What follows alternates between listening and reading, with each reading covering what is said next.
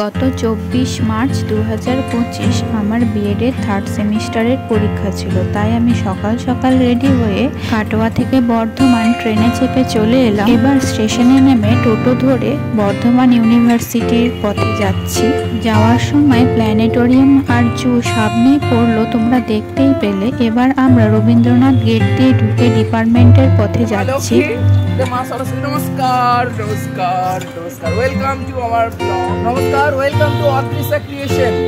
আজকে আমরা আপনাদের দেখাবো একটা খুব দুর্দান্ত ব্লগ, যেখানে আপনারা দেখতে পারবেন যে কিভাবে আমরা বিএড ছাত্রছাত্রীরা পড়াশোনা তো করি, তার সাথে এনজয়ও করি কিভাবে। তো লেটস গো।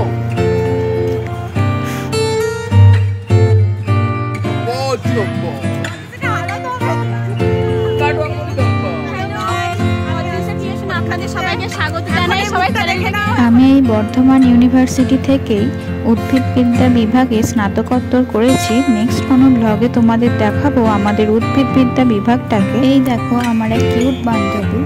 এবার আমরা এই লহরীর পাশ দিয়ে ফাইনালি বিএড ডিপার্টমেন্টে ঢুকতে চলেছি। তো দেখা যাক আমাদের এক্সাম কেমন হয়।